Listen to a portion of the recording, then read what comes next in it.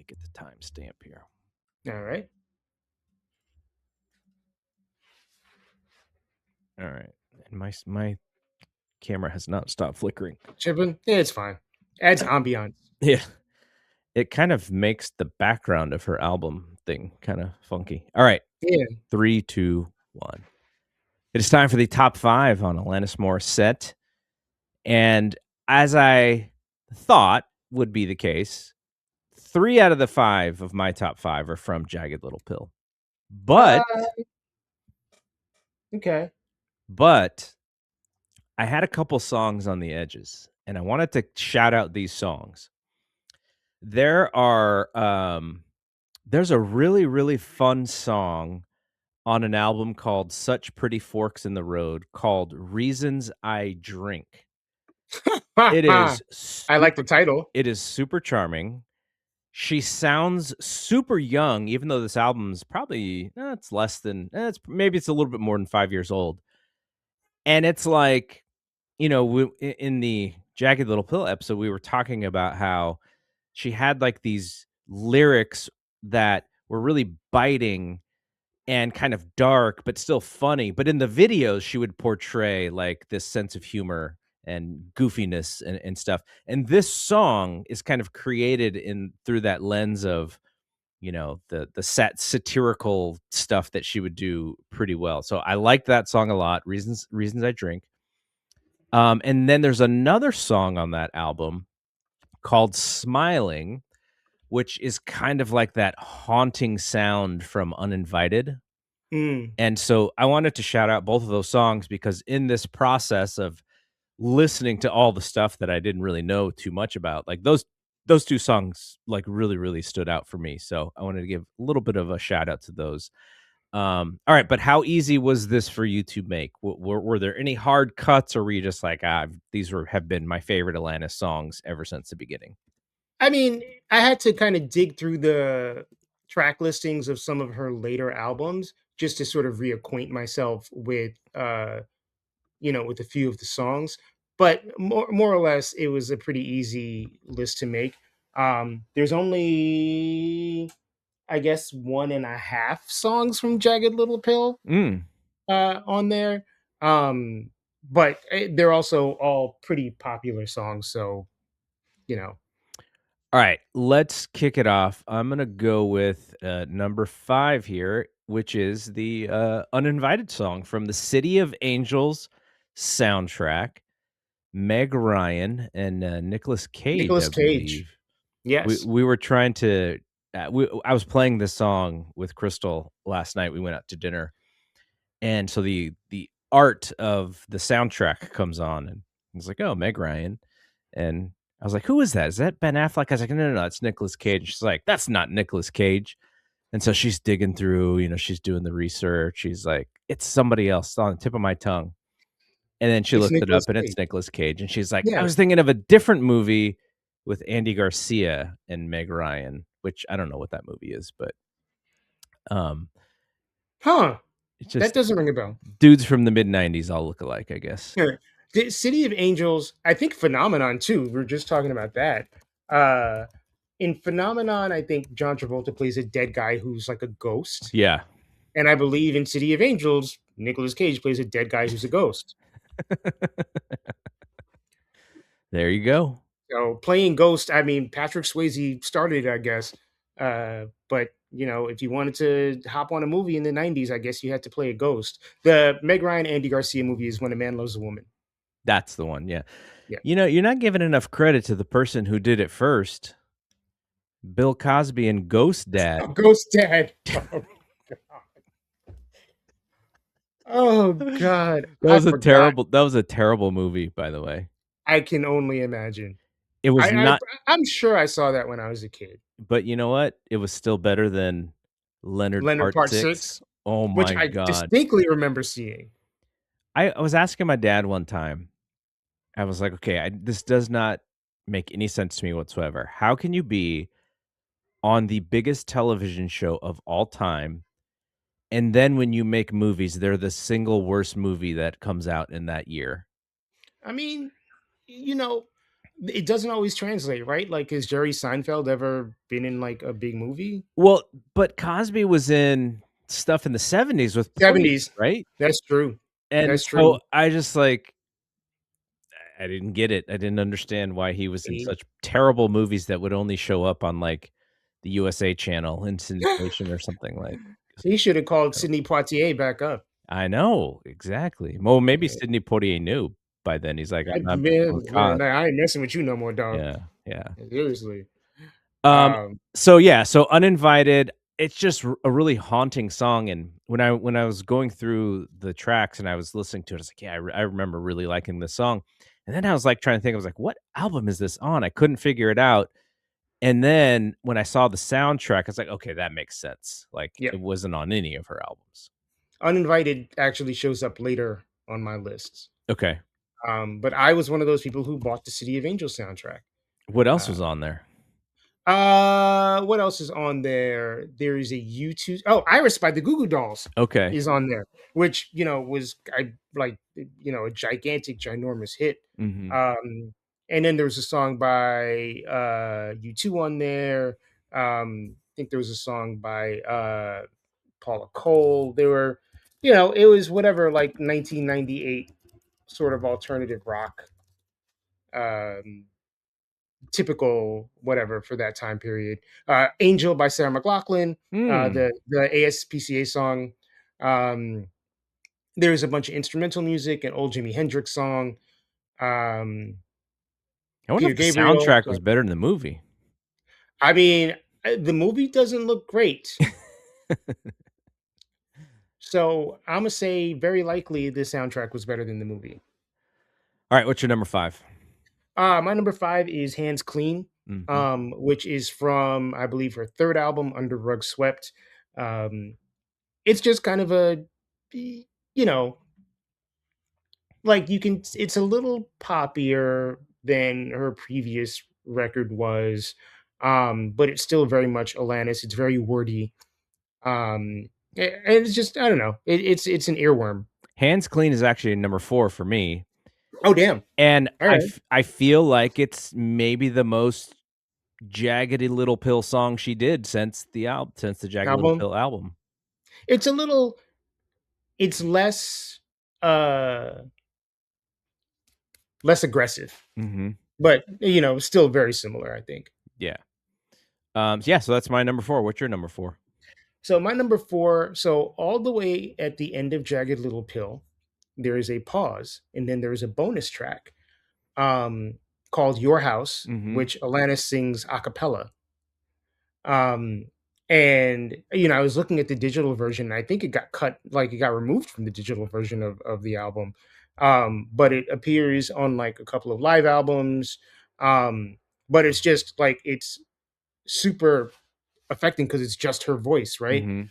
Um, and she's belting, like going full throttle, and it's such like a, you mentioned haunting earlier, and it's a very haunting song. What do you think about that yodel that she busts out? I- You know, I think it can be used correctly and it can be used incorrectly. I think if she uses it too much, it's like, it's like Mariah and the whistle, right? Mhm. You put it in the right place and it's perfect. You use it to kind of just show off or make a point, then it just becomes kind of this weird idiosyncratic thing that's kind of annoying. Well, but it did separate her from everybody else, right? Oh, The yeah, just the definitely. style in which and how she used it. Yeah. Yeah. Yeah. Okay. So for me, the last 3 songs are all Jagged Little Pill songs. Go. Um, I'll just yeah, I'll just go, number 3, Head Over Feet. It's just so memorable to me. Yeah. Like, it's so time and place. It is you just hear it, and even if you haven't heard that song in a long time, you just remember it, right? Like, it's very familiar, so I really like that. It's a good song. Yeah. It's a good song. My number 3 was Thank You. Mm. Um, you know, Thank it you, it India. yes. Thank you, Disillusionment. Uh, Obviously a very memorable video. where she's like walking through the streets of LA butt naked. Yeah. Butt naked Um, and blurry. yes, exactly. Uh, that would if she had put that record out 15, put that video out 15 years later, it would have been so memeable. Yeah. Like there would have been so many people. It would have been like the Shakira She Wolf video where like everybody just did like a knockoff of it. Um, Will Ferrell would do his version, oh yeah, for sure. There'd Naked be a Will. Lonely Island version. There'd be all this stuff. But yeah, Thank You is a good song. Yeah, the fact that she put herself in the video like that, I mean, I'm assuming that she was just in front of a green screen and then they just I heard that she was actually like legit out on the streets at like 4 in the morning. but I was watching it and I was looking for I was looking for the where the green screen would be because there's some stuff where she's in on like on streets and stuff, right? Mhm. So I don't know. It looked fake to me, but if it wasn't fake, then that was incredible. Because the Who last knows? person we saw walking naked on the street was that Madonna sex book. Oh, well, there's also the video. Erica Badu did a similar video where she took off her clothes gradually, and then at the end of the video, she's completely naked and she gets shot. Oh, I do remember that. I do remember Yeah. that. Um, Spoiler alert. okay, so my number two is got to be your number one. Because I said you ought to know at number two. Yeah. Um, and that's your number one. Yes, my number one. Okay, so my number 2 and then number 1 would be Hand in My Pocket, but it's for the same reason of as Head Over Feet. It's just, like, so memorable, and the chorus and the uniqueness in which she sings it, and just the lyrics and kind of like this person who is not meant to be a superstar and is just kind of like a normal person. That's a song that a normal person kinda sings about the uniqueness of your life, and then she just becomes super famous. So I thought I like the irony of that whole Using it correctly. thing. Alright, so, what was your number 2? Because I know My You Oughta Know's number 1. Yeah, my number two is Uninvited. Okay. Yeah. Yeah, I just think that's a perfect song. There's actually it's funny when it was popular back in the day, like there's the version that's on the soundtrack, which is just kind of her and a piano and an orchestra, whatever. There was a then somebody remixed it, Oh, wow. and it's like there's like a do, like a Night at the Roxbury Club version of Uninvited, which is on streaming services. I wonder Um, that'd be interesting 'cause I mean, I have to have heard it while at some sort of bar or club, but just maybe that, like, didn't come to memory when but now that you say that, like, that makes a lot of sense. I'm just like picturing like you're in a club, you're dancing, and all of a sudden Alanis's voice comes on, and you're like, weird, but it worked. Yeah, her voice is super haunting, and it's like, if you like, you know what that song actually reminds me of? Remember when, Puff Daddy did the Godzilla song so the song for the Godzilla Oh soundtrack? God. And, like, it's but it they kinda start the same, right? They just build and build and build, and you get, like, that like, the bigness of that sound, like, that's kinda what it reminded me of when I heard it again. I was like, "Oh, yeah, this kind of reminds me of, the Jimmy Page song." Oh, Um, one thing I forgot, or is that me and Alanis are almost birthday twins. when is her birthday? Her birthday is June 1st. But she's 74, right? Right, yeah, but Yeah. almost the same day. Wow, yeah, one day later. Team Gemini. By the way, have you figured out your 50th birthday plans yet? I have. And? I rented out. Well, I didn't rent out. I found a space that's actually going to allow me to use it for free. Oh, that's awesome. Yep. Alanis themed? Yes, it's Everyone gonna be rocks their Jagged best Little Pill theme. Everybody's gonna be wearing the track jacket with the pigtails. Yeah. But yeah, rented out. Well, again, didn't rent out. Found a place. Dude, that's Made a awesome. guest. Can we shout Yeah. them out, like, just for being cool? Shout out to the Pine Box Rock Shop in Bushwick. Was a place that we did a lot of Radio Free Brooklyn stuff at back in the day. Shout out to my friend Rebecca for actually recommending that place to me. Like, she recommended them to me on a Friday. I emailed them on like a Sunday and heard back from them on Monday. It's awesome. Yeah, so shout out to Jeff and the team there. I'm really looking forward to it. I'm like, so how many people? What's the capacity? And he was like, yeah, whatever. I was like, okay, That's dope. challenge accepted. And like, have you cultivated your guest list and everything? The list is mostly made. I sent out a bunch of invites. Uh, I'm gonna try to, bring my brother up from the Dude, ATL that would be to awesome. celebrate. I mean, his birthday is 2 weeks before mine, so we're kind of celebrating our birthdays together. How much younger is he? My brother is 14 years younger than me. Okay. He was born in 1990. Um, we were figuring we're just gonna have it at my place, so Nice. we're gonna bring people over here. We have a nice, really nice backyard, so we're gonna just have it in the backyard. And I was trying to come up with the list of people because, like, I have such a big family on my mom's side, and I really don't want to invite everybody because then it just becomes well, it's more so I wanna host, or I want to actually be able to spend time with people, and then if I invite so many people, then it becomes a little chaotic. Right. So, I've picked some of my cousins who are a little bit more closer to my age, and then friends and, my kids and my stepkids and some family will be around. I think my mom's gonna try to come out, so we'll do it like that. But yeah, like, I always thought because, for my 40th, I thought, like, should we, like, rent a thing and invite people? And then it eventually I just did stuff with different pockets of friends, and Sure. then Yeah. I think my that's kind of what mom I threw did. a party, and then work threw me a party. So it was like you had, like Nice. 4 or 5 different, like, shindigs and stuff. And for this one, I was like, it's like a big deal, but I kinda know the people who I wanna hang out with, and, like, that's kind of it, you know? Yeah, I mean, for whatever reason, I decided I don't want to do just one thing. I'm going to sprinkle things out throughout the summer, and just be like, look, it's my birthday, we're doing this. Like, to me, the New Edition show is like the first part of that. Yeah. But also, like, me and a couple of friends doing a little guys trip at the beginning of May. We rented a house, so it's going to be just like 6 or 7 of us hanging out there. We're gonna do like a karaoke thing, Memorial Day weekend.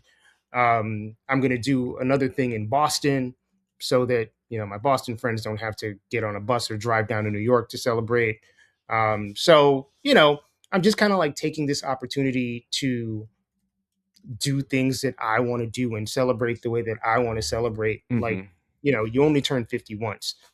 Um, and like I told somebody, I was like, I'm celebrating for like Fife Dog and all the people who didn't make it. Yeah, So man. yeah, gonna do this for everybody. Dude, it's gonna be a blast. I hope so. Yeah, and I hope, sometimes when you plan these events, there could be some drama. I hope it's drama free, but we'll recap. We'll do like a little recap on a show once our birthdays pass, and we'll talk about how our Yeah, things went. I mean, the only drama I foresee is family drama, and we're gonna nip that in the bud. There you go. All right, Atlantis top 5. Plus, you get a little extra birthday Well, stuff yeah, from us. yeah, Appreciate everyone who listens. I love the feedback that we get in your yes, Discord.